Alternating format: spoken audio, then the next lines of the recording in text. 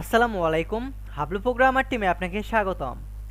আমাদের web development কোর্সের basic HTML এবং সিএসএস শেখার পরে আমরা আমাদের কমপ্লিট ওয়েব ডেভেলপমেন্ট কোর্সের রোডম্যাপে আমরা উল্লেখ করেছিলাম আমাদের বেসিক এইচটিএমএল এবং সিএসএস শেখানোর পরে আপনাদেরকে 3টি প্রজেক্ট করে দেখাবো। তো শুরুতে আমরা বলেছিলাম একটা গুগলের হোম পেজ ডিজাইন করে দেখাবো, যেটা আমাদের টুটুল ভাই দেখিয়েছেন। দ্বিতীয় প্রজেক্টে আমরা বলেছিলাম একটা বেসিক পোর্টফোলিও ওয়েবসাইট তৈরি করে দেখাবো। তো আমরা বেসিক পোর্টফোলিও ওয়েবসাইটের পরিবর্তে এটা পরিবর্তন করে আমরা আপনাদেরকে এমন একটি সুন্দর ই কমার্স ওয়েবসাইট তৈরি করে দেখাবো।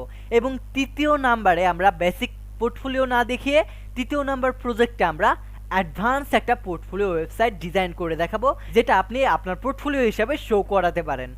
দ্যাটস ওয়াই আমরা আমাদের টিমের সাথে কথা বলে ডিসাইড করেছি যে আমরা আমাদের এইচটিএমএল এবং সিএসএস শেখানোর পরে আমরা যে 3টি প্রজেক্ট করে দেব, সেটার সেকেন্ড যে প্রজেক্টটা ছিল বেসিক পোর্টফোলিও, সেটাকে আমরা বাদ দিয়ে আমরা একটা সুন্দর ই কমার্স ওয়েবসাইট ডিজাইন করে আপনাদেরকে দেখাবো। সো আপনি যদি ঠিক এমন একটি ওয়েবসাইট ডিজাইন করতে চান এইচটিএমএল এবং সিএসএস শেখার পরে, তাহলে এই ভিডিওটি সম্পূর্ণ দেখবেন। তো চলুন শুরু করা যাক। This is Ishan from Hablu programmer.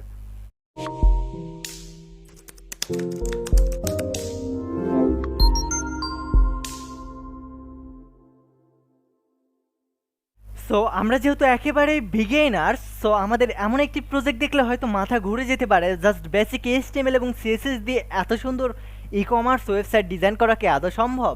Yes, just শুধুমাত্র ই কমার্স ওয়েবসাইট এমনভাবে এত সুন্দরভাবে এইচটিএমএল এবং সিএসএস দিয়ে ডিজাইন করা সম্ভব।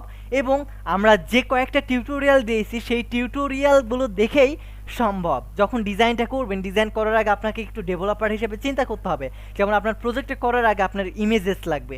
সো ইমেজেসগুলো কোথায় পাবেন? আমাদের সুন্দর করে ডিসক্রিপশন বক্সে সোর্স কোড লেখা আছে, সেখানে একটা লিঙ্ক দেওয়া থাকবে। সেই লিঙ্ক থেকে আপনি images plus source code download করে নিতে পারবেন।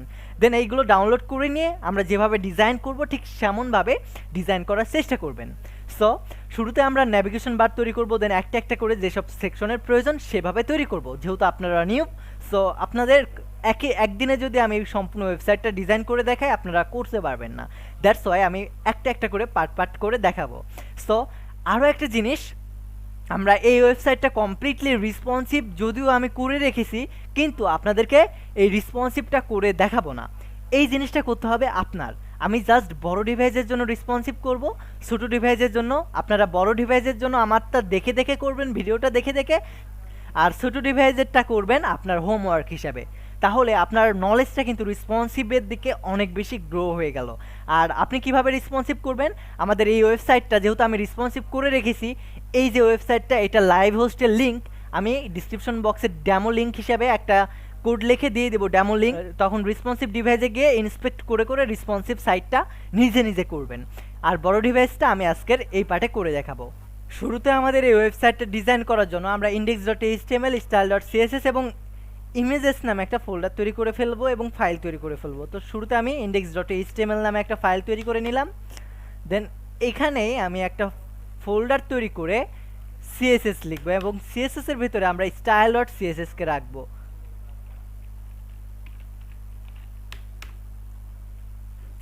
দেন আমরা ইমেজেস নামে বা ইমেজ নামে আরও একটা ফোল্ডার তৈরি করব এবং এটার ভিতরে আমাদের যাবতীয় ইমেজগুলো থাকবে। এখান থেকে আপনি ইমেজগুলো ইউজ করবেন। সো আমি এখন এইগুলোকে ভিজুয়াল স্টুডিও কোডে ওপেন করব। শুরুতে আপনি শিফট চেপে ধরবেন, দেন মাউসের রাইট বাটনটা ক্লিক করবেন, অর্থাৎ ডান সাইডে যে বাটনটা আছে সেখানে ক্লিক করবেন। Then open PowerShell window here, এই জায়গায় ক্লিক করবেন। দেন আমাদের ডিফল্ট যে পাওয়ারশেল আছে এই পাওয়ারশেলটা ওপেন হয়ে যাবে। দেন এখানে গিয়ে পিডাব্লিউডি লিখবেন, দেন কোড, একটা স্পেস, দেন একটা ডট, দেন ইন্টার হিট করবেন। তাহলে আমাদের ভিজুয়াল স্টুডিও কোডে ওপেন করে নিয়ে যাবে। সো এখন আমাদের এই যে CSS folder, style.css, image folder এইগুলো আছে। সো ইমেজ ফোল্ডারের ভিতরে আমার যে যাবতীয় ইমেজগুলো আছে সেই ইমেজেসগুলো আমি রেখে দেবো। সো এখান থেকে আমি ইমেজেসগুলো কপি করে নিয়ে গেলাম অ্যান্ড এখানে গিয়ে আমি ইমেজেসগুলো কপি করে রেখে দিলাম। সো আপনারা এইরকম আপনারা সম্পূর্ণ এমন সোর্স কোডে গেলে আপনারা সম্পূর্ণ এই যে ফাইলগুলো আছে এই ফোল্ডার প্লাস এটার ভিতরে ইমেজেস প্লাস এই ফাইলটাও পেয়ে যাবেন সোর্স কোডের ভেতরে। সো আপনারা এইগুলো ডাউনলোড করে জাস্ট আপনি ইমেজেসগুলো নেবেন, সোর্স কোড নেবেন না, সোর্স কোড দেখে দেখে আপনি ইন্সপেক্ট করে করবেন, অথবা কোড যখন বাঁধবে তখন কোডটা দেখে নেবেন, কিন্তু আপনি হুবহু কপি করবেন না বা কোডটা কপি করে আমাদেরকে দেখাবেন না, এটা আপনার নিজেরই ক্ষতি হবে। সো আমি কোড এডিটরে চলে যাব, দেন কোড এডিটরে গিয়ে আমরা একটা HTML এর যে বেসিক স্ট্রাকচারটা আছে সেই বেসিক স্ট্রাকচারটা ওপেন করব।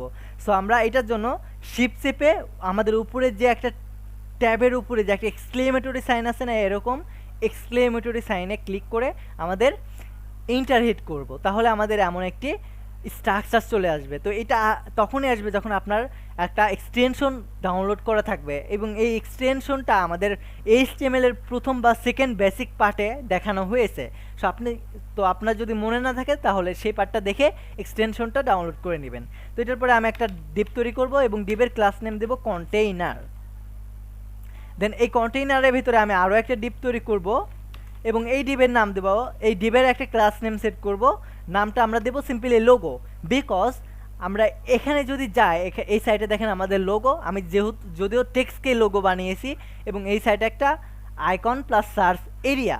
সো আপনি এই সাইটে আপনার লোগো ইউজ করবেন এবং এই সাইটে আপনার সার্চ এরিয়া। সো তাহলে আমরা কি বুঝলাম, আমাদের ডেভেলপার হিসেবে যেহেতু আমরা চিন্তা করতেছি, তো এটার জন্য আমাদের 100% ওয়েবসাইটের যে উইথটা এটার ভেতরে আমরা 80% নিব এবং এই সাইটে 10% ছেড়ে দেবো, এই সাইটে 10% বা সামথিং ছেড়ে দেবো, মাঝখানে আমরা এই দুইটা জিনিস রাখবো, এটাকে অর্ধেক উইথ দেবো, এটাকে অর্ধেক উইথ দেবো এবং দুইটাকে দুই সাইটে ভাগ করে দিব। তাহলে ইমেজের জন্য আমরা অর্ধেক উইথ দিব এবং এই যে সার্চ এরিয়া এটার জন্য অর্ধেক উইথ দিব, দিয়ে আমরা একটা এরিয়া তৈরি করব। সো এটার জন্য লোগোকে একটা ডিবের ভিতরে রাখবো, অ্যান্ড এটার পরে আমি আরও একটা ডিপ তৈরি করব এবং এই ডিবের ভিতরে আমাদের যে এরিয়াটা আছে, অর্থাৎ আমাদের যে সার্চ এরিয়াটা আছে এই সার্চ এরিয়াটাকে রাখবো। তো এটার জন্য এইটার একটা ক্লাস নেম সেট করে সার্চ এরিয়া নামে একটা ডিপ তৈরি করব বা ক্লাস নেম তৈরি করব। সো এইটার ভেতরে আমাদের এখন কোডগুলো হবে। তো শুরুতে আমি ইমেজ ট্যাগ নেব। সো আপনি যদি ইমেজ ইউজ করতে চান তাহলে ইমেজ ট্যাগ নিয়ে আপনার লোগোটা ইউজ করবেন।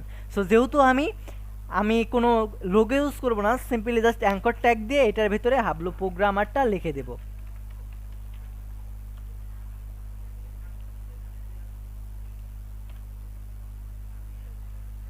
সো আমাদের হাবলু প্রোগ্রামার লেখা হয়ে গেছে, দেখি আমাদের কেমন হলো। এটার জন্য আমি ওপেন উইথ লাইভ সার্ভারে দেব। সো যেহেতু আমরা ডিজাইন করি না, জাস্ট আপনাদেরকে দেখানোর জন্য আমাদের লোগোটা চলে আসছে। তো এখন আমরা চাই এই সাইটের জিনিসটা, এই যে একটা ইনপুট ফিল্ড থাকবে প্লাস একটা আইকন থাকবে এবং একটা প্লেস হোল্ডার। সো আমরা সেটা করে নিই। সো আমরা আমাদের কোড এডিটরে চলে যাব, দেন সার্চ এরিয়ার ভিতরে আরও একটা ডিপ তৈরি করব। আরও একটা ডিপ তৈরি করার কারণ হলো এই সার্চ এরিয়ার ভিতরে আমাদের দেখেন একটা ইনপুট ফিল্ড আছে এবং ইনপুট ফিল্ডের ভিতরে আমাদের একটা আইকন আছে, এই যে একটা আছে সার্চের মতো, এটা কিন্তু আমাদের একটা আইকন। সো এই আইকনটা আনবো আমরা ফন্ট অসাম থেকে। তো আমরা আমাদের ফন্ট অসামের যে সিডিএন লিঙ্ক থাকে, সেই সিডিএন লিঙ্কটা আমি আপনাকে ডিসক্রিপশন বক্সে কপি করে দিয়ে দিব, সেই লিঙ্কটা আপনি ইউজ করে নেবেন। সো আমাদের যে ফন্ট অসামের যে কিট লিঙ্কটা থাকে সেই সিডিএন লিঙ্কটা এখানে জাস্ট পেস্ট করে দেব। তো এই লিঙ্কটা আপনি কোথায় পাবেন, আমাদের ডিসক্রিপশন বক্সে ফন্ট অসাম লিখে সিডিএন লেখা আছে এবং এটার পরে এই লাইনটা কপি করা থাকবে, এটা জাস্ট আপনি হুবহু কপি করে এই জায়গায় বসিয়ে দিবেন। তো এইটার ভিতরে আমাদের থাকবে সার্চ। সো আমাদের সার্চ এরিয়ার ভিতরে থাকবে সার্চ বক্স এবং সার্চ বক্সের ভিতরে কি থাকবে, আমাদের সার্চ বক্সের ভিতরে থাকবে একটা আইকন এবং একটা ইনপুট ফিল্ড। তো শুরুতে আমরা এইটার ভিতরে একটা আইকন তৈরি করে নেব।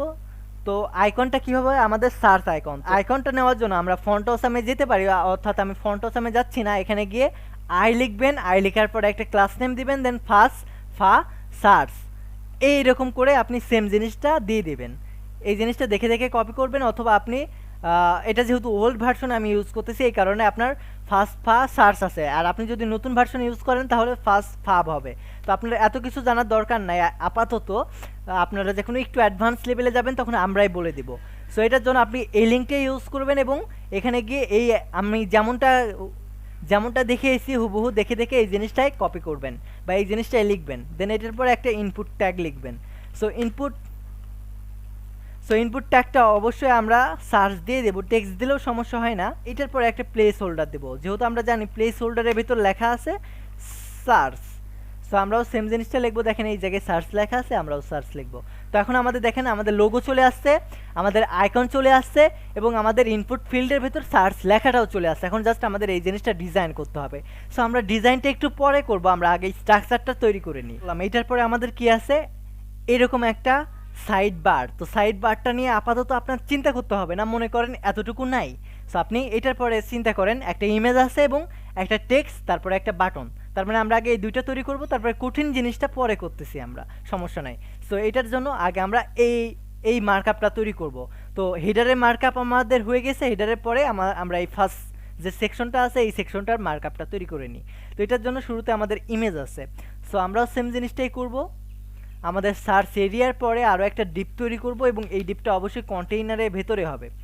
আমাদের যে কয়েকটা তৈরি করছি প্রত্যেকটাই কন্টেইনারের ভিতরে রেখেছি, কিন্তু আমি সেকশন 1 লিখে একটা ডিপ তৈরি করব বা ডিপের ক্লাস নেম তৈরি করব। আর এইটার ভিতরে আমাদের থাকবে একটা ইমেজ।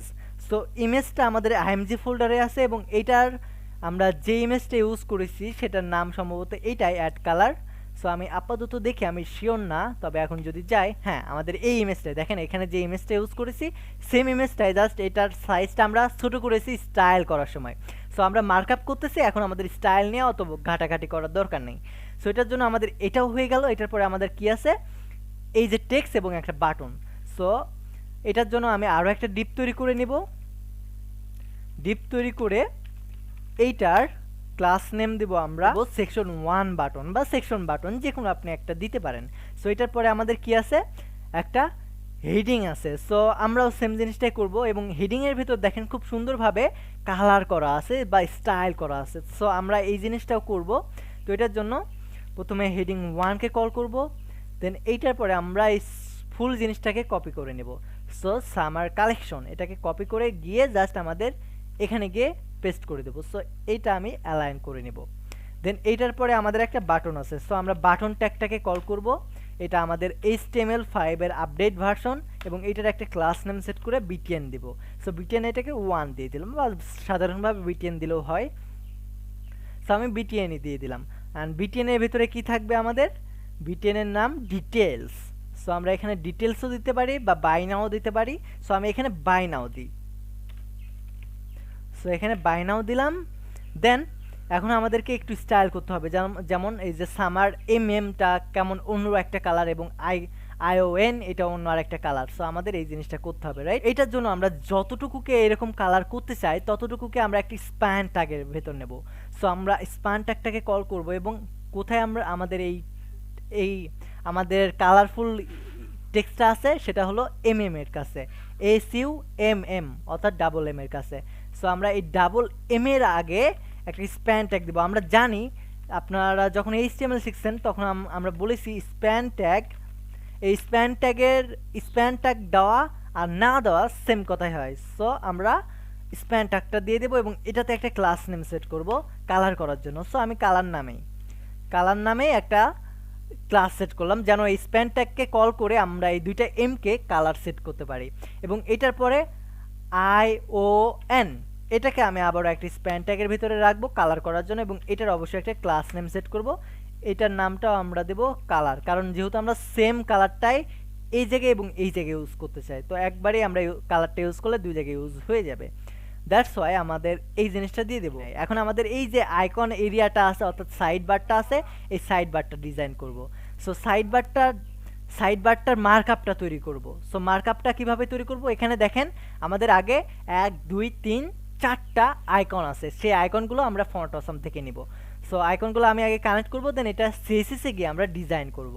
সো এটার জন্য আমরা আমাদের ফাইলে যাব, দেন এই যে আমরা ডিপ নিয়েছি এই ডিপের পরে আমি আরও একটা ডিপ তৈরি করব এবং এই ডিপের একটা ক্লাস নেম সেট করব আইকন এরিয়া নামে, অথবা আপনি আপনার ইচ্ছা মতো যে কোনো একটা এরিয়া সেট করতে পারেন। তো এইটার ভিতরে আমাদের আইকনগুলো থাকবে। সো আমি যেহেতু যেন সময় অপচয় না হয় এটার জন্য সবগুলো আইকনকে একসাথে এনেছি। তো আপনি এখানে জুম করে দিচ্ছি, আপনি এই আইকনগুলো দেখে আপনি হুবহু কপি করে এই জায়গায় ইউজ করবেন, তা না হলে কিন্তু আপনার এই জিনিসগুলো শো করবে না বা আইকনগুলো শো করবে না। অথবা আমরা সোর্স কোড যখন দিয়ে দেব এই আইকনগুলো জাস্ট কপি করে নেবেন। সো এখন যদি আমাদের মার্কআপে যায়, অর্থাৎ আমাদের জাস্ট HTML এর যে ভাঙাচোরা ওয়েবসাইট আমরা করতেছি সেখানে যাই, তাহলে আমরা দেখতে পাবো আমাদের আইকনগুলো চলে আসছে। কিন্তু আমাদের এই যে আমাদের প্রথম যে সেকশনটা ডিজাইন করলাম এটার কোনো স্টাইল নাই, অ্যান্ড আমরা এই পার্টে জাস্ট মার্কআপটা তৈরি করব এই সেকশনটার। এর পরের পার্টে আমরা এই যে সেকশনটা তৈরি করলাম এই সেকশনটা স্টাইল করে বা স্টাইল শিট ইউজ করে বা সিএসএস ইউজ করে ঠিক এমন স্টাইলিস্ট করে ফেলবো। দেন স্টাইল করার পরে পরের পার্টে আবার এমন একটি মার্কআপ তৈরি করব। দেন মার্কআপ করার পরে পরবর্তী পার্টে আমরা আর এইটাকে আবার স্টাইল করে সুন্দরভাবে স্টাইলিস্ট করে ফেলবো। সো এই পার্টটা এই পর্যন্তই থাকবে। এর পরের পার্টে আমরা এটাকে সুন্দরভাবে স্টাইলিস্ট করে সুন্দর করে দেবো, অসাম লেভেলে করে দেবো। সো এই পার্টটা এই পর্যন্তই। ভালো থাকবেন, সুস্থ থাকবেন, টেক ইট ইজি।